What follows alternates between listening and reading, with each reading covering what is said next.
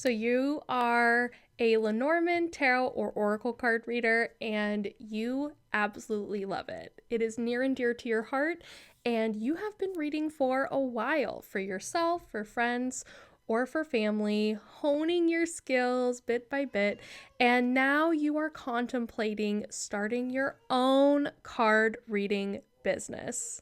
But you're not 100% sure that starting a card reading business is the right path for you. You would love to make some extra income doing what you're passionate about while helping other people, but you know that starting a business takes a lot of time, effort, energy, and intention, and you're just not quite sure that this is the right time and place for you to do this. If this is you, welcome. You are in the right place.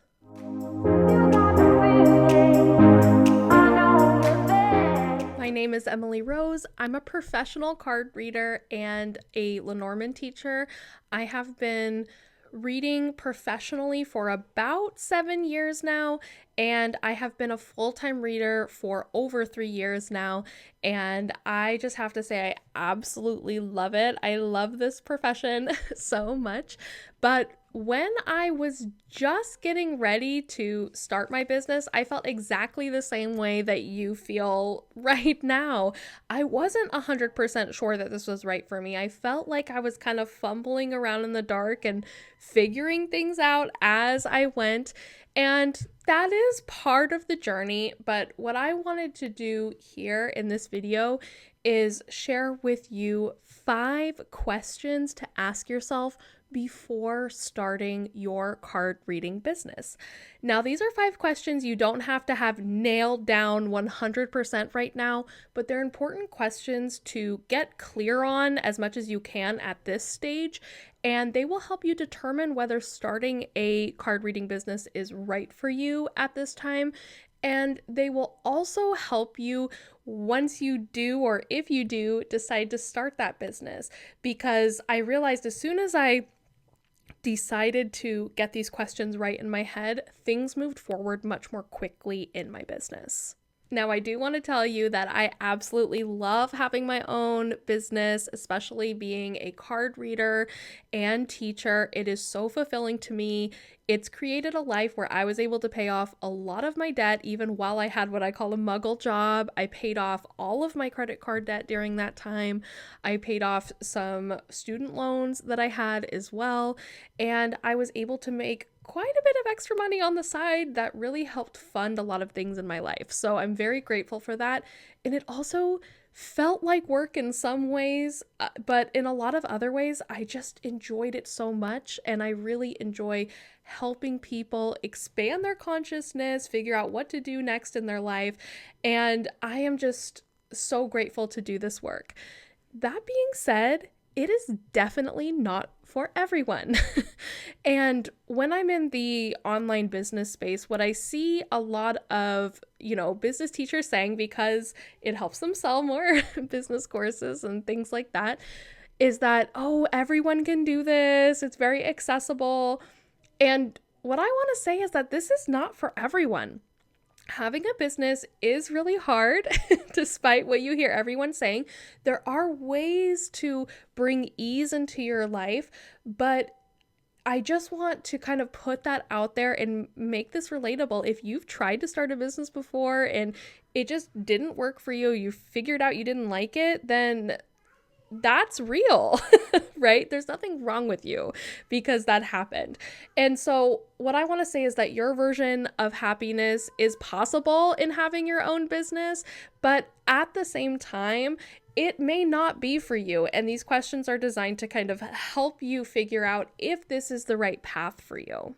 Now, I do want to emphasize that there are no right answers to these questions. What is the most important, though, is that you get clear on what your answers are to these questions, because once you have answers to these, it's going to make things very apparent to you. You're going to kind of know, okay, yes, starting a business, it's definitely the scales are tipping that way for me, or it might be the scales are tipping no for me. Also, once you do have a business set up, it's going to be important that you are clear on the answers to these questions for yourself, because I found that I did not answer these questions before I started, and I kind of answered them along the way. And every time I got clear on some of these answers, things in my business began to move forward because my thinking was more unified. So I want to give the gift of these questions to you. And as we're going through this, please feel free to use the, comment section as your scratch pad. Feel free to watch this, pause, write your answers in real time right now. And you might spend more time with this on your own too, which is totally fine. But feel free to use this, and maybe you can see what other folks' answers are, and it can start this really cool conversation. So I would just love to know what your answers are to some of these questions.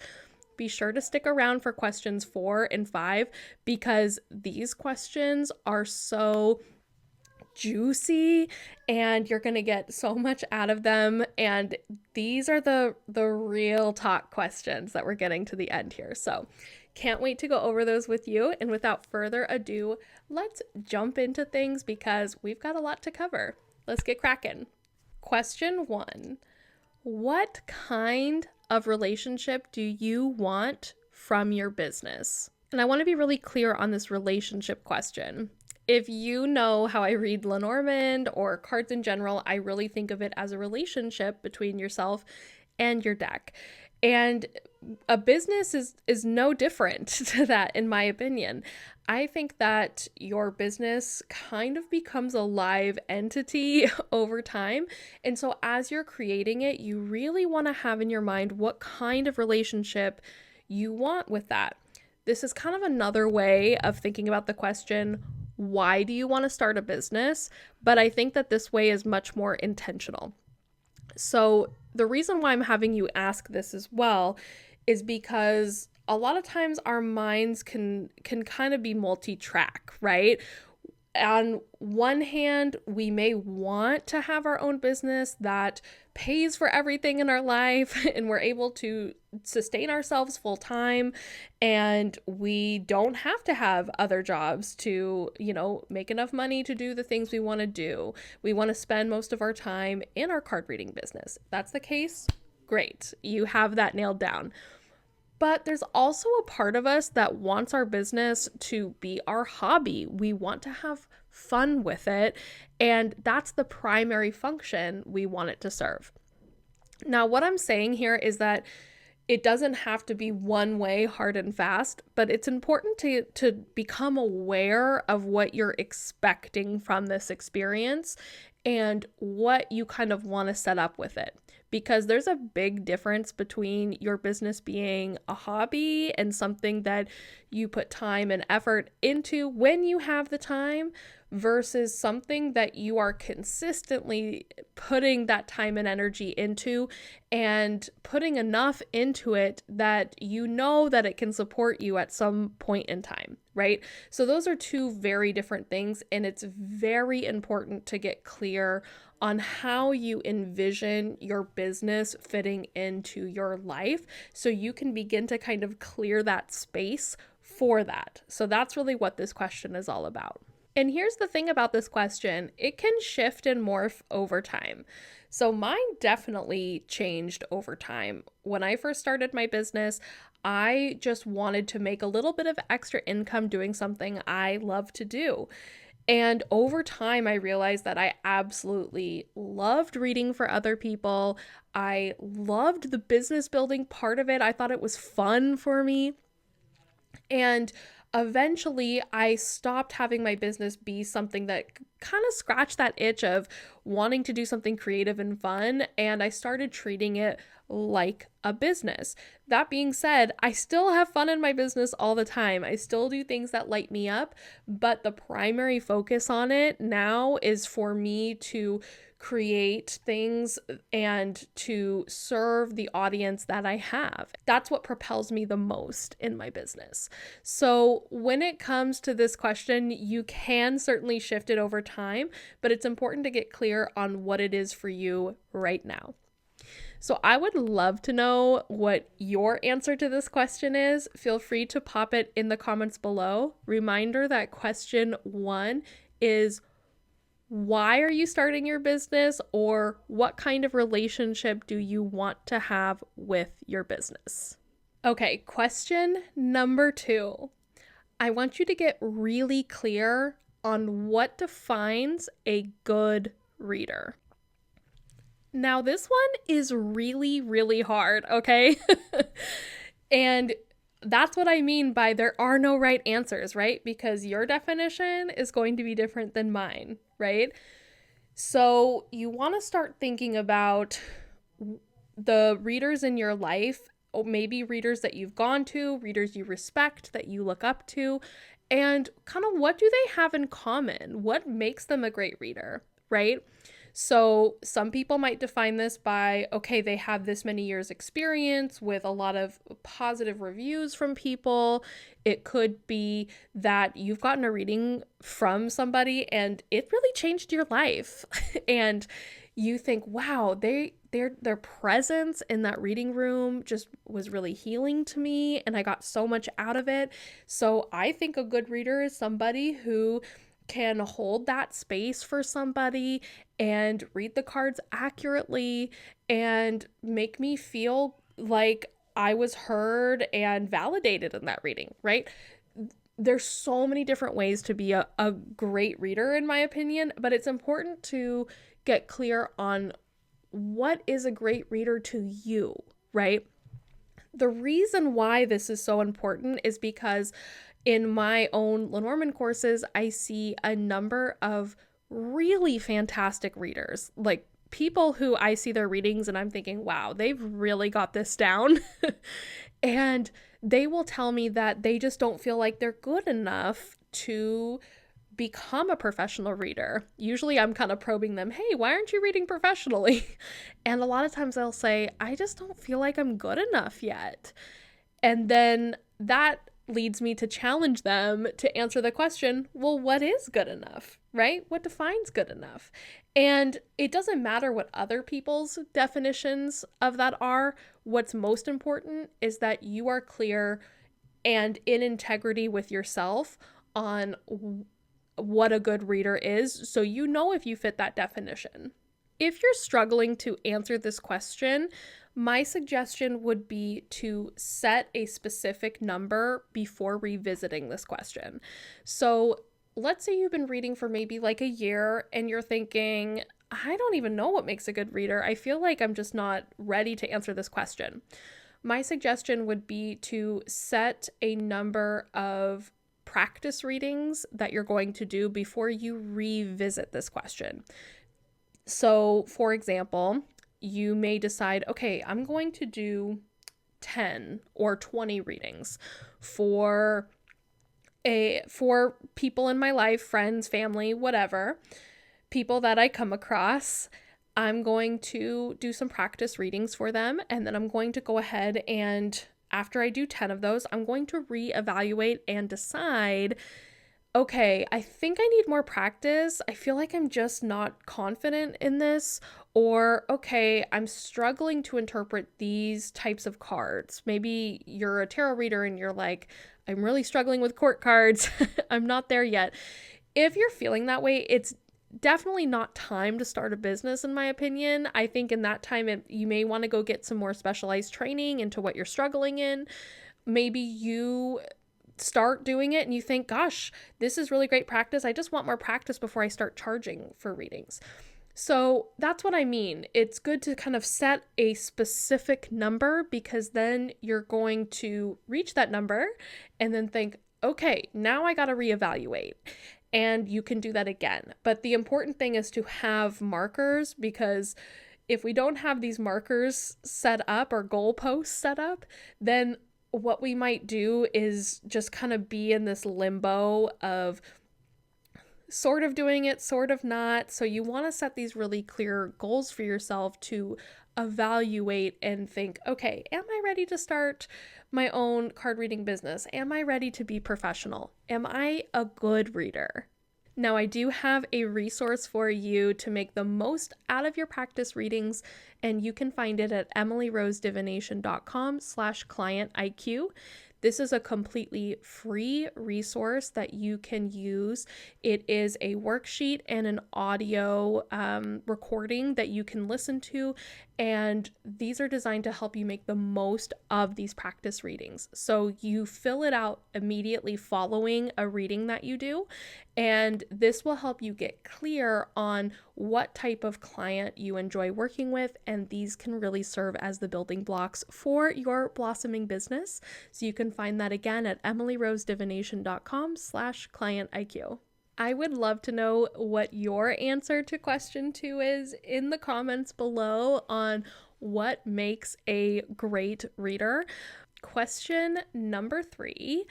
This is going to be one you've probably heard before, but it's important, and that is, what does success look like for you in your business? So let's just say you've started a business and you are now wanting to measure what your success is. What does that look like for you? The reason why this is so important is because if you do decide to start your card reading business, you can have all kinds of different markers in your head of what success is, right?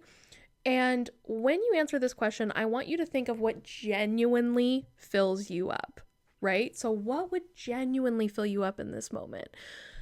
For some people, it might be like, okay, I have 10 regular clients, right? It could be small like that. Like, I have 10 people that have returned to me, and that shows me, first of all, that they really value my readings and that we're starting to build a rapport and a great relationship, right? For other people, that might mean, okay, I'm making an extra $1,000 a month, right? For some people, it could be, okay, I'm starting to speak at conferences. I have a book deal. There are many different forms of success. And this is something that is not only helpful when you apply it to a card reading business, but also if you apply it to your own life, right? If you think about your life right now, what is success for you, right? So this is a question that is not only helpful for your business, but for your life. And it is something that is important to get clear on before you start your business. If you are struggling with this question, if you're not really sure what success looks like, I want you to take a few minutes after this video and you can close your eyes, and I want you to imagine what your ideal work day would be. If you can imagine what your ideal work day would be, and you're thinking, okay, maybe I get up when I want to get up and I work from home, right? Or maybe you are traveling somewhere to do card readings for a retreat somewhere else, right? Think about what that is for you. And that's going to be a good kind of barometer to help you set what success is for you. This is something that has changed massively over time for myself. So when I first started, I wanted to make $300 extra a month. Like, it was a pretty low number, right? But for me at the time, that was not a low number at all. I wanted to make $300 extra a month, and I wanted to enjoy doing it. I didn't want it to be something that was really difficult or, that felt so stressful to me, right? So that's what I started, and that was something I could hit pretty quickly. And then I kind of realized, okay, I think I want to find clients that I really resonate with, that I keep for a long time, right? So then I hit that, and then it kept changing over time, right? It kept kind of getting bigger. My goals got bigger. And there are points where I revisit this question now in my business. Okay, what is success for me? And there are times that it is, okay, it's growing my business to this level, right? And there are times where I think I just want ease with a lot of the processes I have. So I'm going to spend some time creating ease and automation and flow in these ways, right? So your answer can change over time, but it's important that this is a question that you continue to revisit, because if we leave this question unanswered, we can kind of get into this feeling of not enoughness, right? Where we feel like we're not enough and we don't even know what enough means. So let's decide what success is and let's work towards that, because as we're working towards that, that's giving ourselves intention. And I find that intention is kind of the antidote to imposter phenomenon. So, what is your definition of success as it applies to your card reading business or potential card reading business? I'd love to know in the comments below. Okay, now we're moving on to some juicy ones. So, for question 4, this is probably the most practical question that I put in here. And that is, what is your organization system like, and does it work for you? So just hear me out on this one. A lot of us are working full or part-time.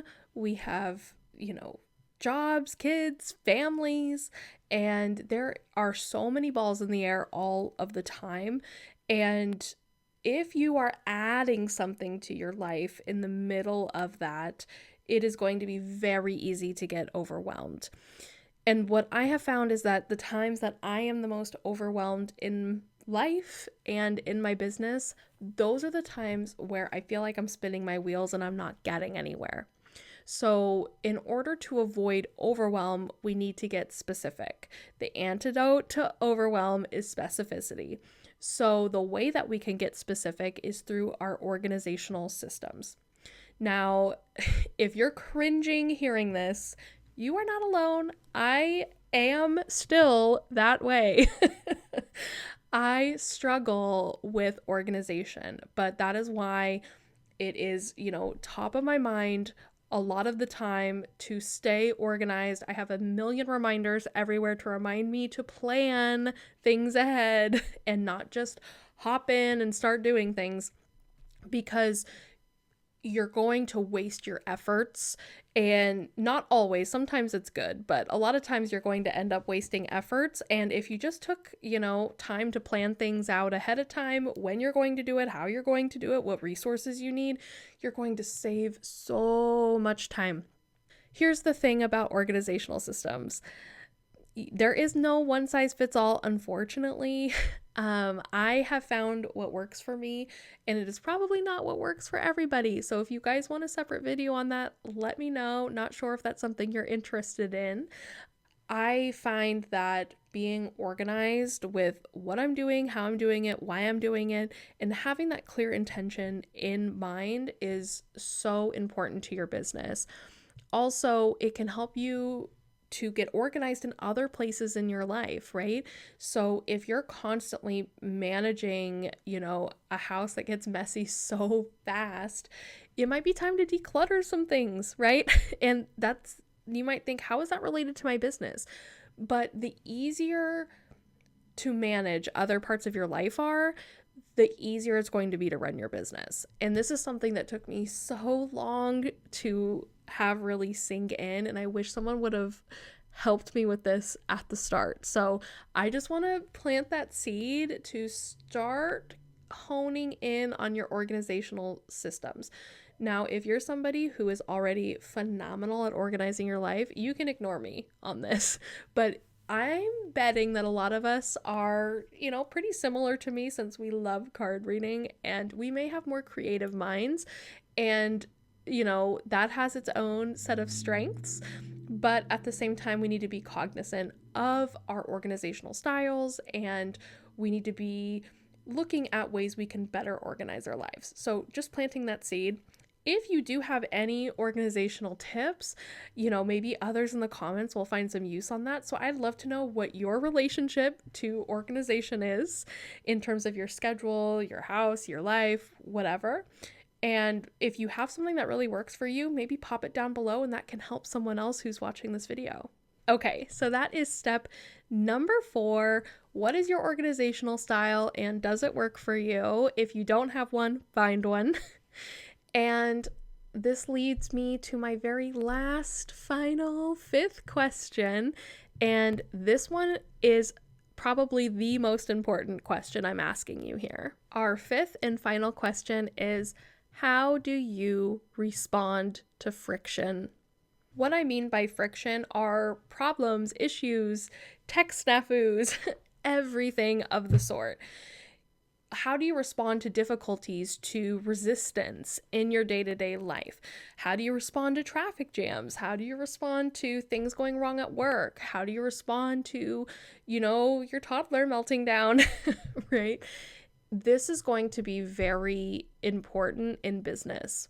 And it's something that is not so obvious, but what I've found in having my own business is that it has really been a spiritual journey. And I think the way that this has been a spiritual journey for myself is looking at how I respond to friction, how I respond to those sticky things that happen. What if you have a client who didn't like their reading, right? I don't mean to plant these fear things in your head, but how do you respond to problems? Because that's really going to determine how good of a business owner you are in a lot of ways. Especially if you're going to have an online business, you're going to run into tech issues all the time. Don't mean to put that in the world, but it's just true. Just doing this video today, I had tech issues with getting my camera set up and getting my microphone set up. It was a whole thing.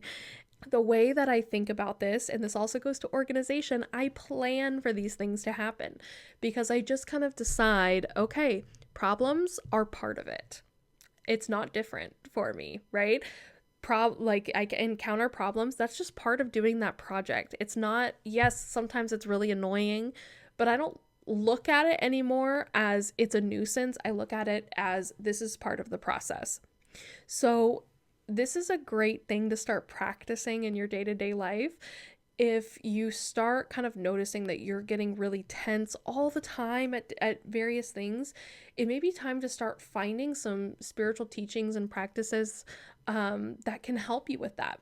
So for me, I really appreciate Buddhism. I went down a deep rabbit hole with Buddhism, and it has really helped me with coming up with, I call my weird little philosophies in my brain that help me navigate things and that ease that friction a bit. And I don't see it as friction anymore. I just see it as part of it. This is just what it takes to do life. And if we stop looking at them like they're these issues and instead plan for problems to occur, give yourself enough time and space to handle problems, even ones that you didn't anticipate, then if you don't encounter problems or issues with something, right, then it's like, wow, I'm done with this. Awesome. I wasn't expecting that. So this is going to be important because a lot of times the reason why people kind of quit when I talk to people who have stopped offering readings and things like that, it's because they ran into issues and they got frustrated by it a lot of times, and they didn't have the, whatever it might be, the wherewithal to handle it. And that's not necessarily a bad thing, right? It might have been the right thing for them to not have a business to start with, right? Or it might be that it served them for a certain length of time and it no longer serves them, right? So this is why we're asking these questions to start with, right? That's something that's really important to get clear on. How do you respond to friction? And this is a great opportunity to start getting more proficient at how you handle those things. So those are just some things to think about right now. So let's review our 5 questions really quickly. Our first question number 1, is what kind of relationship do you want with your business? Another way of phrasing this is, why are you starting a business? Question number 2 is, what do you define as a good reader? Question number 3, what would success look like for you with your card reading business? Question number 4, what is your organizational system and does it work for you? And last but not least, question number 5, how do you respond to friction? Remember to snag that Client IQ worksheet in audio. This is a free resource that will help you make the most of your practice readings so you can begin to see, what kind of client you enjoy working with, what kind of problems do you enjoy solving. This is all the fertile ground that you'll need to begin creating offers in business and in your card reading business, beginning to start what the foundation is going to be for it. So you can find that at emilyrosedivination.com/clientiq, and you can download it for free right now. Alrighty, folks. Well, that's what I have for you today. I would love to know what you thought of this video. What do you want to see more of in the future? What are your business questions? I would just love to know in the comments below. Feel free to use that space to answer these questions, to ask me questions. Whatever is in your mind, pop it down there. And I look forward to seeing you next time. Bye, y'all.